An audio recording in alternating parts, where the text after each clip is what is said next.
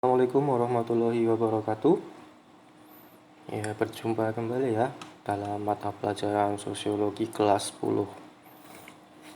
Oke, gimana kabarnya hari ini? Semoga kalian semua dalam keadaan sehat dan baik-baik saja ya, dan juga selalu dalam perlindungan oleh Allah Subhanahu wa Ta'ala. Oke. Nah, jadi pada pertemuan sebelumnya pada pekan lalu kan kita sudah belajar mengenai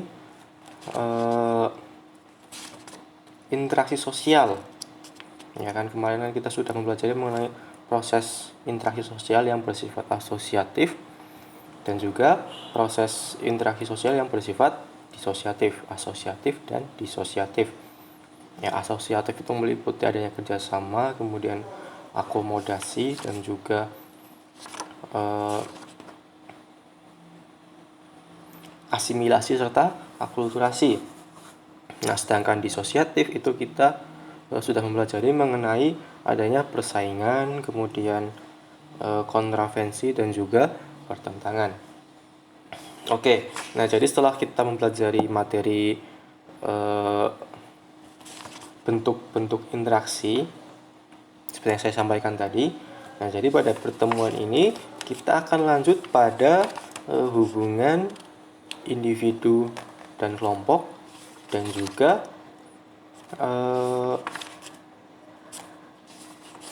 status dan peran. Oke. Nah, jadi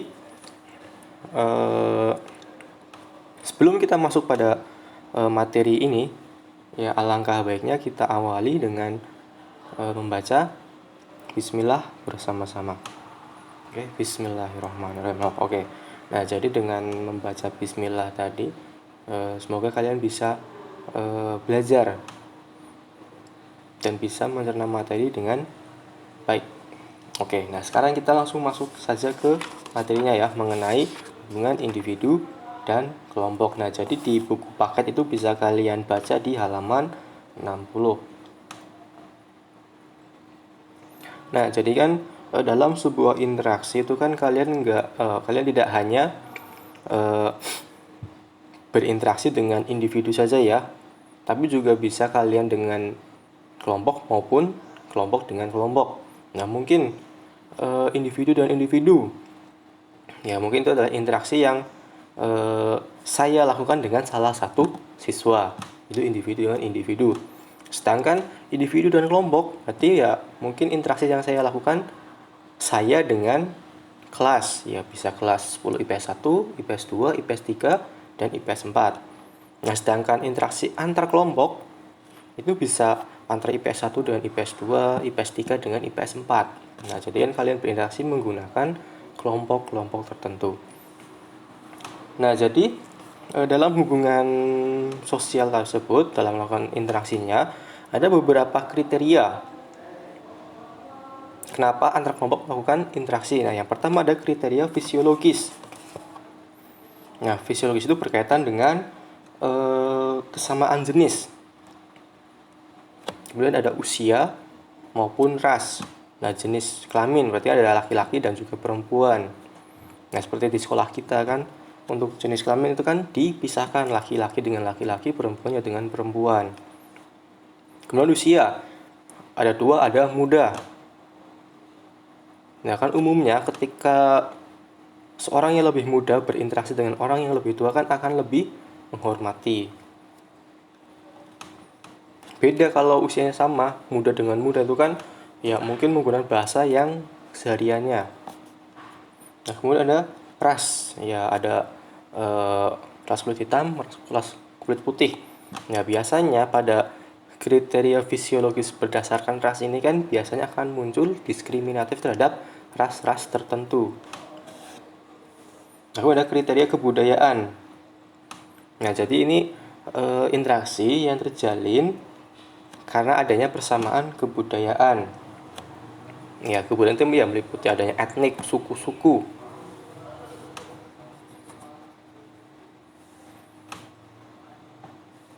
Ya kan, contohnya ya ada orang yang menjalin interaksi itu kan karena adanya persamaan suku ya. Contoh, ada suku Jawa itu kan, kemudian ada suku Batak, suku Minangkabau, Dayak, dan lain sebagainya.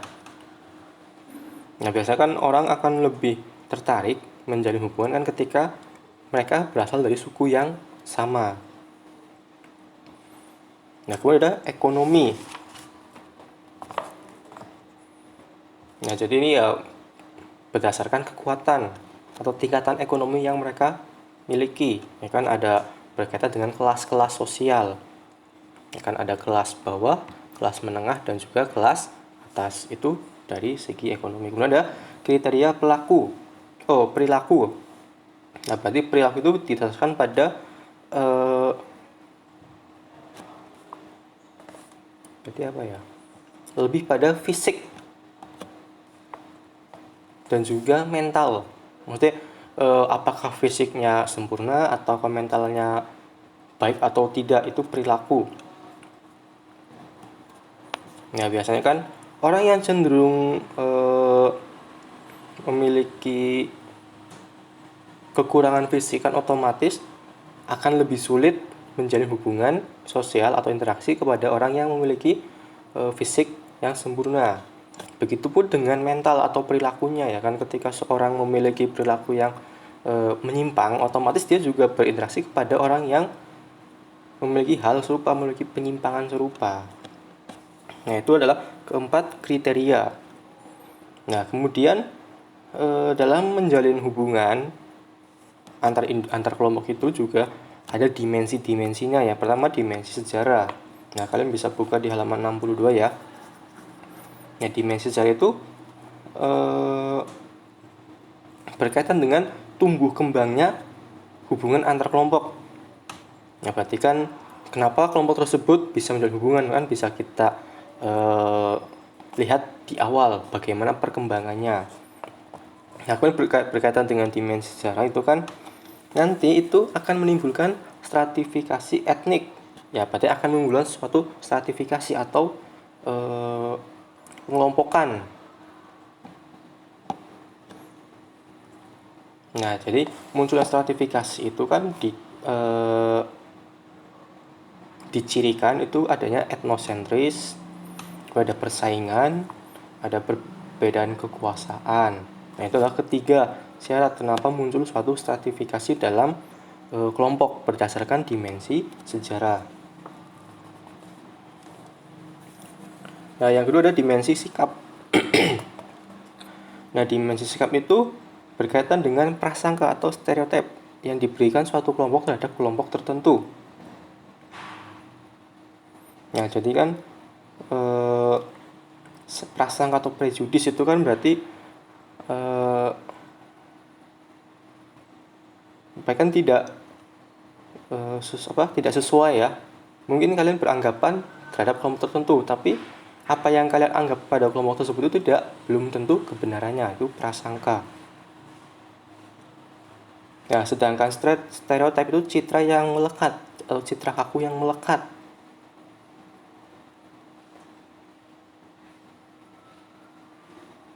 Nah, jadi kan untuk prasangka serta stereotip itu kan perlakuan dari kelompok lain terhadap kelompok tertentu, di mana dia itu menyampaikan sesuatu berkaitan kelompok tersebut itu belum tentu dengan kebenarannya. Nah, contoh saja ya berkaitan dengan stereotip atau citra kaku. Nah, contoh saja kan kita ambil contoh dari anak desa. Ya kan, bagi orang kota, anak desa itu adalah sekumpulan masyarakat yang ketinggalan zaman, udik, dan lain sebagainya. Nah, kan belum tentu orang desa tersebut tidak mengetahui teknologi. Kan banyak juga kan orang desa yang sudah melek teknologi. Nah, itu maksud dari stereotip, pandangan atau citra kaku dari kelompok tertentu, tapi belum sesuai dengan kebenarannya. Nah, kemudian dimensi institusi. Nah, ini berkaitan dengan hubungan antar kelompok berkaitan dengan kehidupan politik serta ekonomi. Nah, kemudian ada dimensi gerakan sosial. Nah, maksud dari gerakan sosial ini adalah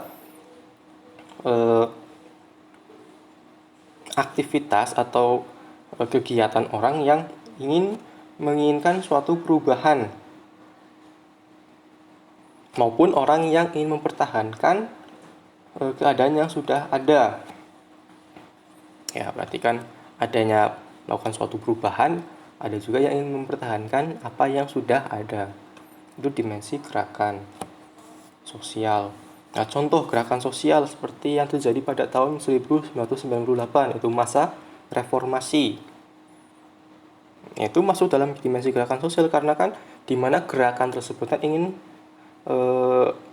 melakukan suatu perubahan yang ada dalam suatu pemerintahan. Nah, ini adalah keempat dimensi dalam hubungan antar kelompok. Oke, kita lanjut ya.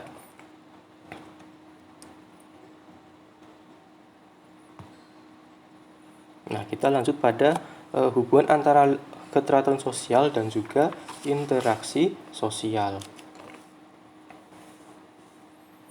Nah, jadi tertib sosial atau keteraturan sosial, ya kan? Keteraturan dalam suatu masyarakat itu kan tidak terjadi begitu saja ya, melainkan ada usaha-usaha yang dilakukan oleh warga yang tergabung dalam masyarakat tersebut. Nah, jadi kan munculnya keteraturan sosial itu kan karena adanya keselarasan atau kesesuaian antara interaksi, kemudian nilai, serta norma yang ada di masyarakat. Nah, jadi ketika ada norma, kemudian nilai, dan juga interaksi itu berjalan dengan baik dalam suatu masyarakat, otomatis masyarakat tersebut akan mengalami keteraturan sosial. Nah, jadi maksud dari keteraturan sosial sendiri itu apa sih? Nah, maksud dari keteraturan sosial itu adalah kondisi yang diharapkan oleh masyarakat dengan berdasarkan adanya nilai serta norma yang diakui serta diterapkan sehingga menjadi pedoman perilaku individu maupun kelompok di masyarakat.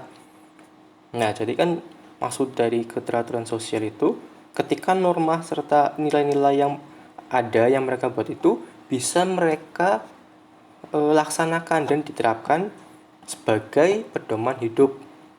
Nah, dengan menggunakan nilai serta norma tadi, mereka itu hidup dengan lebih terarah. Nah, itu adalah keteraturan sosial. Nah, kemudian ada beberapa tahapan di mana agar suatu masyarakat itu bisa mengalami keteraturan sosial. Nah, yang pertama itu ada tertib sosial. Di mana maksud dari tertib sosial itu adalah masyarakat aman, dinamis, dan ditandai dengan setiap individu bertindak sesuai dengan hak dan kewajiban. Nah, tertib sosial berarti setiap masyarakat bisa bertindak sesuai dengan hak dan kewajiban, di mana mereka itu memiliki rasa aman, dinamis, dan juga terat. Jadi ada order. Nah, maksud dari order itu adalah aturan-aturan. Nah, aturan itu juga berkaitan dengan sistem norma dan nilai sosial yang mereka anut. Jadi kan aturan-aturan tadi itu sudah dibuat dan diakui serta dijalankan oleh masyarakatnya, itu adalah order. Nah, kemudian keajegan. Nah, jadi maksud dari keajegan ini adalah kondisi keteraturan yang tetap dan tidak berubah sebagai hasil dari hubungan antara tindakan, nilai, dan norma sosial yang berlangsung terus-menerus. Nah, jadi nilai serta norma yang mereka anut itu akan terus bertahan dan tetap diakui oleh masyarakatnya. Nah, kemudian tahap yang keempat ada pola. Nah, jadi maksud dari pola ini adalah corak hubungan yang tetap dalam suatu interaksi sosial dan dijadikan sebagai model bagi semua anggota masyarakat. Nah, pola jadi kan model ya. Jadi kan di mana suatu saat interaksi ini dianggap baik, interaksi yang dilakukan oleh orang ini dianggap baik, maka pola tersebut akan diterapkan oleh masyarakat lainnya. Nah, ini adalah tahapan-tahapannya ya secara jelasnya, di mana dimulai dari tertib sosial, kemudian lanjut pada order, kemudian ada keajegan dan pola, dan terbentuklah keteraturan sosial. Nah, dari hubungan antara keteraturan sosial dan intrasosial semoga sudah cukup paham ya. Oke, kalau sudah cukup paham, kita lanjut pada status dan peran dalam interaksi sosial. Nah, jadi status dan peran itu adalah dua hal yang tidak bisa dipisahkan. Ketika orang memiliki status, maka harus menjalankan status tersebut yang dinamakan sebagai peran. Oke, status sosial atau nama lain dari status adalah suatu kedudukan atau posisi yang dimiliki oleh seseorang dalam suatu masyarakat. Nah, jadi posisi yang didapatkan seseorang tersebut itu menyangkut lingkungan pergaulannya. Ada prestis dan juga hak-hak dan kewajiban. Nah, itu ya adalah status atau lebih mudahnya adalah kedudukan atau posisi seseorang dalam suatu masyarakat. Nah, kemudian menurut Ralph Linton, nah jadi ada 3 macam status yang ada dalam suatu masyarakat. Nah, yang pertama ada ascribed status. Nah, jadi ascribed status itu adalah status atau kedudukan yang dimiliki atau yang dicapai oleh seseorang itu dengan sendiri tanpa memperbedakan rohaniyah dan kemampuan. Kemudian status ini dapat diperoleh sejak lahir. Nah, jadi maksud dari ascribed status berarti kan kedudukannya seseorang yang didapatkan dari sejak lahir, berarti kan adanya bawaan atau faktor turunan.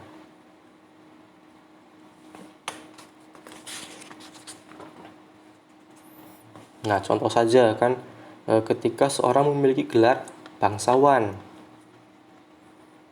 Nah, kan bayi yang mendapatkan gelar bangsawan itu kan mereka dapatkan dari orang tuanya.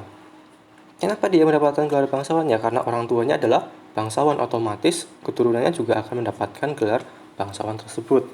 Ini adalah ascribed status, berarti kan status atau kedudukan yang didapatkan dari lahir atau dari turunan.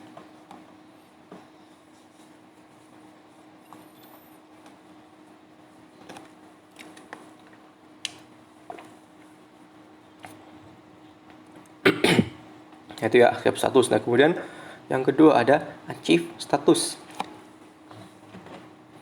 Nah, maksud dari achieved status ini adalah kedudukan yang diperoleh oleh seorang melalui usaha-usahanya sendiri yang disengaja. Nah, jadi kan orang melakukan suatu usaha, melakukan perjuangan agar mendapatkan statusnya. Ini achieve status. Nah, contoh maksud dari achieve status. Nah, kita ambil saja dari seorang guru. Nah, kenapa orang mendapatkan gelar seorang guru? Ya, berarti kan ada usaha yang dilakukan. Nah, contoh saja, ya berarti kan agar mendapatkan gelar guru, berarti kan dia harus menempuh pendidikan mengenai keguruan. Nah, kemudian contoh lain, ya menjadi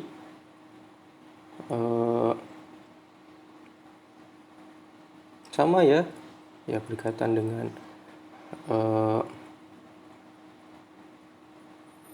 contoh lain ya kepala desa itu kan itu juga merupakan achieve status. Ya kan karena achieve itu kan usaha-usaha secara nyata yang dilakukan oleh seseorang agar mendapatkan kedudukan. Ya banyak sekali kan contoh dari achieve status ya seperti yang saya sampaikan tadi, ada guru, ada kepala desa, kemudian ada seorang hakim, polisi, dokter dan lain sebagainya, kan mereka mendapatkan gelar tersebut karena usaha yang mereka lakukan. Nah, kemudian status atau kedudukan yang ketiga ada assigned status.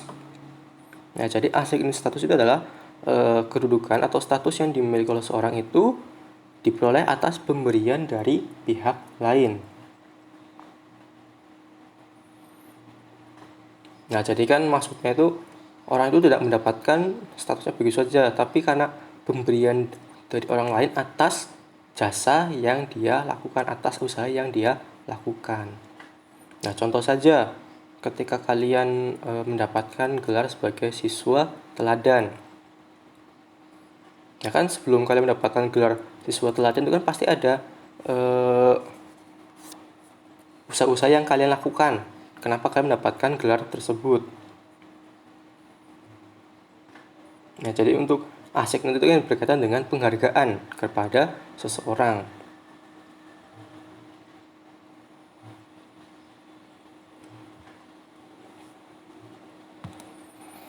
Nah, itu ya. Nah, jadi kan dalam keadaan di suatu masyarakat, itu kan seorang bisa memiliki status lebih dari satu. Nah, bahkan dalam suatu saat dia juga bisa menjalankan beberapa status sekaligus.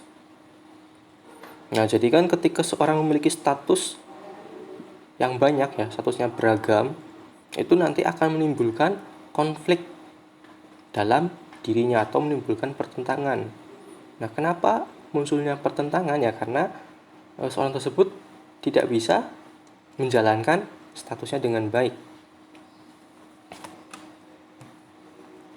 Oke, itulah status ya. Kemudian kita lanjut pada peran. Nah,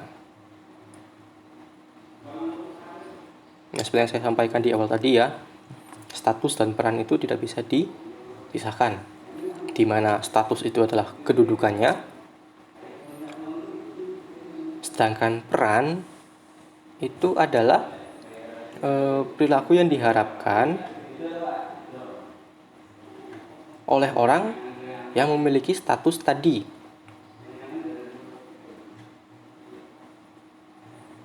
Ya, berarti kan kalau status itu kedudukan, maka peran adalah tindakan. Tindakan apa yang harus dilakukan sesuai dengan status yang dimiliki.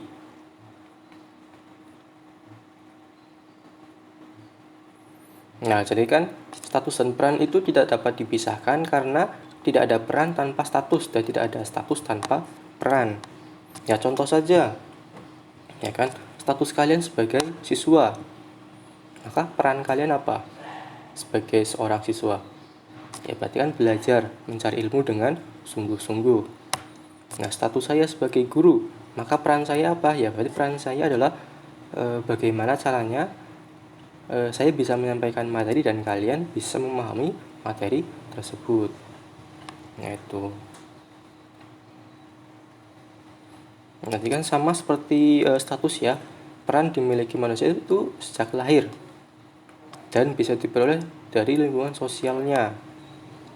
Nah, jadi kan ketika kalian mendapatkan status, maka harus dijalankan dengan perannya. Nah, jadi kan sama ya seperti status di mana seorang dalam masa itu bisa memiliki peran tidak hanya satu.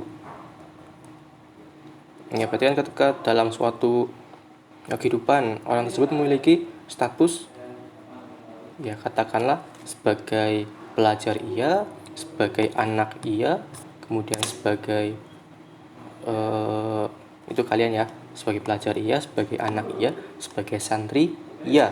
Ya, berarti kan perannya kalian juga harus menjalankan ketiganya. Peran sebagai anak, peran sebagai siswa, dan juga peran sebagai santri. Nah, kemudian ketika kalian tidak bisa menjalankannya dengan baik, maka muncullah konflik. Nah, contoh saja kita ambil dari ini ya. Konflik peran seorang ibu rumah tangga. Nah, ini. Jadi seorang ibu rumah tangga. Nah, ibu rumah tangga itu juga menjadi suatu status ya. Nah, ibu kalian di rumah, ibu juga merupakan suatu status. Nah, kemudian ibu tersebut itu memiliki status lain. Nah, mungkin ibu tersebut berprofesi sebagai seorang dokter, berstatus sebagai dokter ya. Kemudian selain itu juga dalam suatu masyarakat mengemban sebagai ketua PKK. Nah, kemudian dalam rumah sendiri pastikan sebagai orang tua kan, sebagai ibu rumah tangga. Nah, jadi ada 3 status. Nah, kemudian dari ketiga status itu pasti ada perannya masing-masing. Dan sebagai ketua PKK itu perannya seperti apa, sebagai dokter itu perannya seperti apa, dan sebagai ibu, sebagai orang tua itu perannya seperti apa. Nah, kemudian ketika ketiga hal tersebut dijalankan bersamaan, kemudian tidak bisa menjalankan perannya dengan baik, maka muncullah konflik. Nah, jadi mungkin dalam suatu waktu seorang ibu pastikan akan bingung, akan mengutamakan mana yang lebih dahulu. Apakah mengutamakan sebagai ibu rumah tangga dulu, sebagai orang tua terlebih dahulu, atau mengutamakan sebagai ketua PKK, atau mengutamakan sebagai dokter. Nah, kan itu muncullah konflik dalam dirinya. Itu adalah status dan peran ya. Oke. Nah, dari sini semoga sudah cukup paham ya mengenai pertemuan kita hari ini. Nah, kan kita sudah belajar mengenai hubungan individu dan kelompok, kemudian hubungan antara keteraturan sosial dan interaksi sosial, dan juga yang terakhir ada status dan peran sosial dalam interaksi sosial. Nah, jadi mungkin itu saja ya materi kita hari ini. Semoga apa yang saya sampaikan bisa kalian pahami dan bisa menambah wawasan pengetahuan kalian. Nah, untuk pertemuan selanjutnya silakan kalian baca mengenai lembaga sosial ya, baca di halaman 68. Nah, dan mungkin untuk pertemuan selanjutnya adalah pertemuan terakhir ya. Bentar. Ya, kemungkinan minggu depan itu pertemuan terakhir kita. Nah, jadi di pertemuan terakhir itu materi terakhir kita mengenai lembaga sosial. Oke, itu tugasnya ya. Silahkan kalian baca. Minggu depan kita akan bahas bersama-sama. Itu saja pertemuan kita hari ini. Saya akhiri. Wassalamualaikum warahmatullahi wabarakatuh.